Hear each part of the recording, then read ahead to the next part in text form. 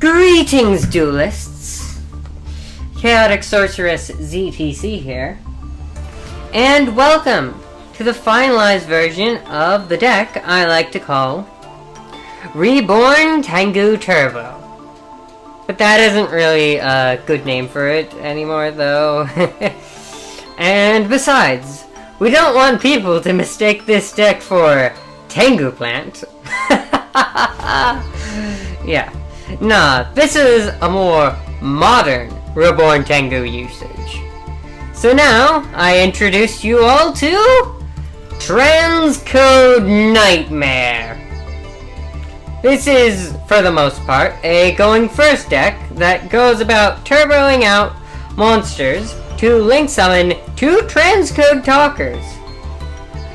A Nightmare Phoenix and a Nightmare Cerberus. Also, stick around to the end for a TCG version of the deck. So, if you're paying attention, that basically negates destruction of co-linked monsters through card effects and battle, as well as negating the ability to target those co-linked monsters with card effects. So basically, an almost towers 4 times, because it can still be untargeted by card effects and such, but it can't be destroyed and it can't be targeted. So yeah. And with that, it is time to go into the deck profile. First up, Danger Jackalope. At 3. This card summons from hand by effect, if not discarded, and allows you to draw a card when a different card is discarded. This is the basic effect of danger cards, so I'll mention it this one time, and then just assume it for the rest of the danger monsters. Then they have a second effect. Danger Jackalope, if discarded, summons 1 danger monster from deck once per turn. So this card will usually summon a monster for our deck, whether it be itself or another monster from the deck. Then we have Danger Tsuchinoko at 3. If discarded, it can summon itself from the graveyard once per turn. So basically, Danger Jackalope again. But if you have both of these in hand, it's basically a guaranteed summon of 2 monsters, if their effects haven't already been procced. Next, Reborn Tengu at 3. The secondary / main engine of this deck, that if it leaves the field, summons another from the deck. 2 or more in hand is basically a death sentence, but it's great for link climbing. Next, we have Danger Chupacabra. At 3. If discarded, you can special summon a danger monster other than it from the graveyard. Basically a Danger Jackalope if a danger monster is already in the graveyard. Next, we have Danger Mothman at 3. If discarded, you can draw 1 card and then discard 1 card. If you have no hand and draw a danger monster that summons on discard, or have a danger monster in hand at the start, this can be really good for you, since a couple of the danger monsters summon themselves if discarded, or summon a different monster if discarded. Next, we have Danger Nessie at 3. If discarded, you can add 1 danger monster other than it to the hand from your deck. If you have an unactivated Danger Jackalope or Tsuchinoko in hand, and the other one you don't have also isn't activated, grab the other one for the amazing advantage of a draw and 2 summons. For the most part. Danger Ogopogo at 3. If discarded, send 1 danger monster other than it from the deck to the graveyard.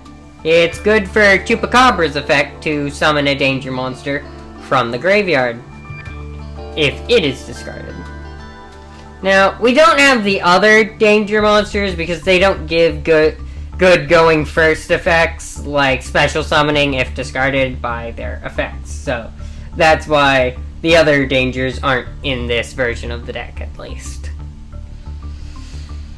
Next, we have Exodius, the Ultimate Forbidden Lord. At 3, this card shuffles all monsters in the graveyard back into the deck, which, if Reborn Tengu is on the field, and the rest of the Tengus are in the grave, refreshes it for even more link climbing.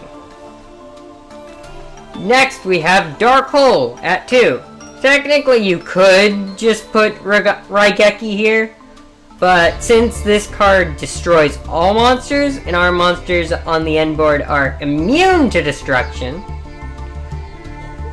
it's pretty good. Plus, it can maybe be used to reset our combo if we mess up. If you have Pot of Avarice in hand, I mean. Next, we have Harpy's Feather Duster at 1. It destroys all spells and traps your opponent controls. Good for if they have any that don't target. Then we have Monster Reborn at 1. Special summons a monster from either graveyard. Constant summoning is part of this deck and highly needed.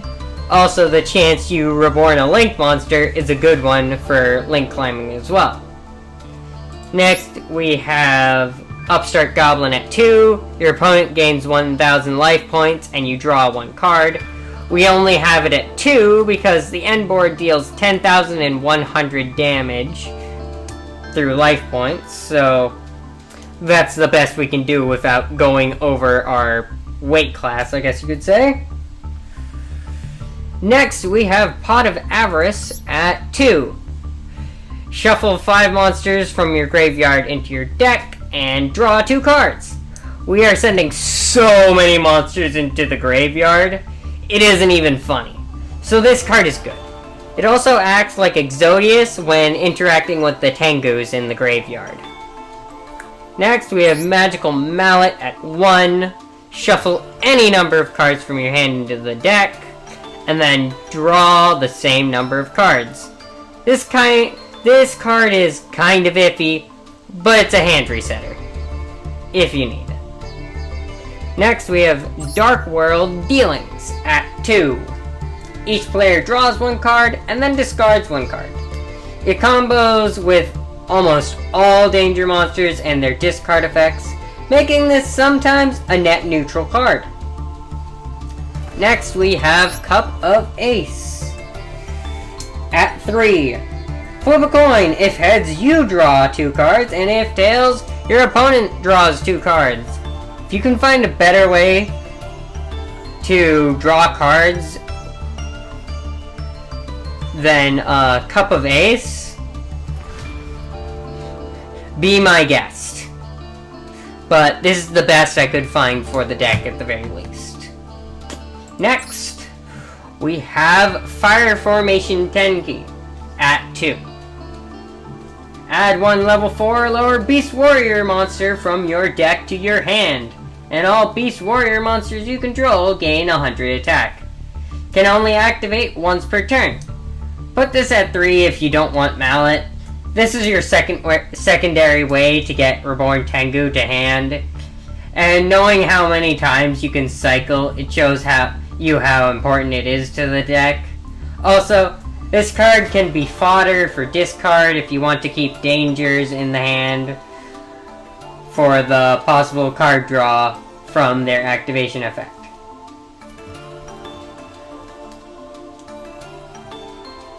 Next, we have the extra deck. We start with 1 Binary Sorceress. This is for U-linking if we have the extra material. And then we've got Nightmare Cerberus at 1. Binary Sorceress is also at 1. Nightmare Cerberus, the important part is co-linked monsters cannot be destroyed by card effects. Next we have Nightmare Phoenix. And that one's at 1. And the important part is co-linked monsters cannot be destroyed by battle. Next, we have Codebreaker Virus Swordsman at 3. This is Link 2 fodder and Summon fodder for Berserker. Next we have Tri-Gate Wizard at 1. It's also a possibility if U-Link is available, and can make battle damage of co-link monsters doubled, and has a once per turn banish we can access. Next we have Nightmare Unicorn at 1.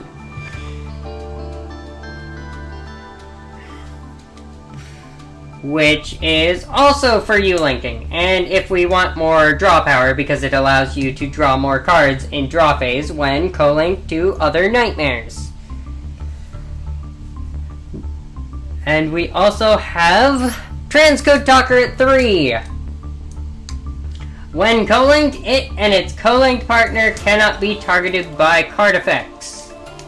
It also both of them gain 500 attack. So that's pretty good as well. Then we have Codebreaker Virus Berserker. At 1, this allows us to summon back a swordsman we use to summon it, and remove spells or traps up to the number of co-linked Codebreakers on the field.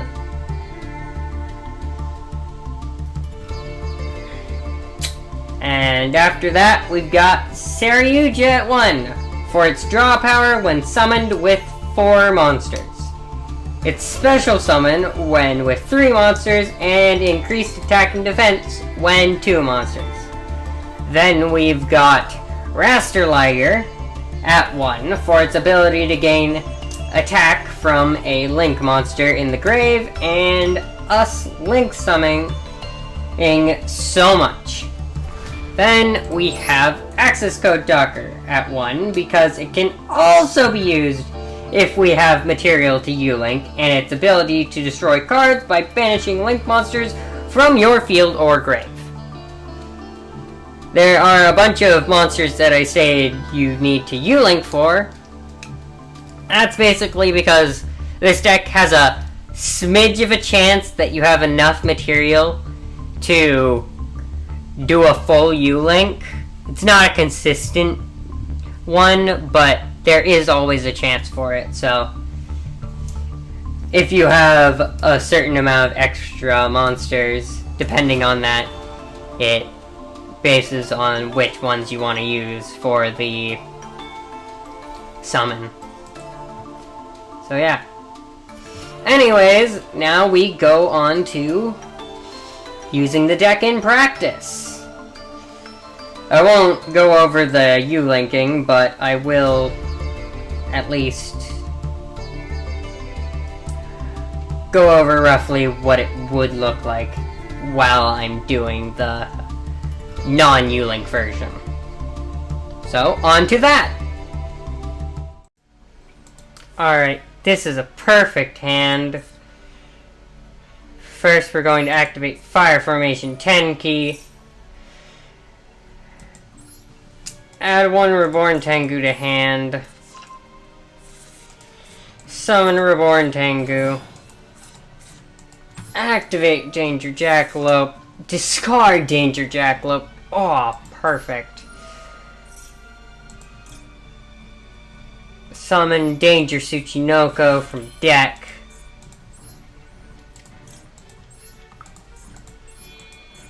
Send both of them to the graveyard for Codebreaker. Yeah, this is just amazing luck. Face up Tengu. Now we're going to use Reborn Tengu and Codebreaker Virus Swordsman to create Transcode Talker, the first of the 2 Transcode Talkers. Bring back Tengu due to its effect. Activate the first Exodius to send all the Tengus back into the deck. Create another Codebreaker Virus Swordsman. Ooh. Having 2 Exodius in hand is usually perfect. But you can use dangers to do it as well. Bring back the Reborn Tengu again. bring out Codebreaker Virus Swordsman using the Tengu and the Codebreaker Virus Swordsman, or Codebreaker Berserker. I mean, yeah.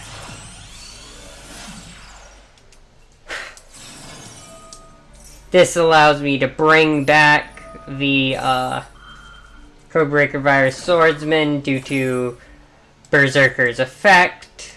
Bring it back to my side of the field. Bring back Reborn Tengu.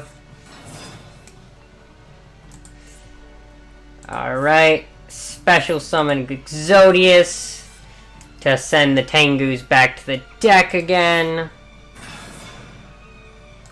Now we are going to use Reborn Tengu and Codebreaker Virus Berserker to link summon Knightmare Phoenix. Reborn Tengu comes back. And you bring out, which one is it again? Yeah. The second Transcode Talker.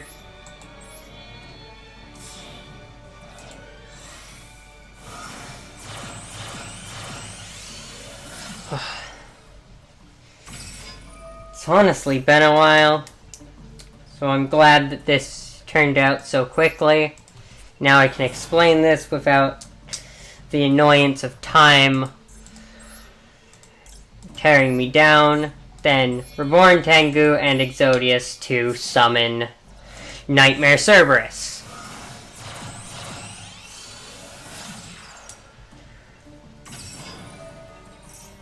No more monsters that you can bring back. I think now in my current state, I should have actually done the transcode above this one first, just in case I couldn't get Knightmare Phoenix, but I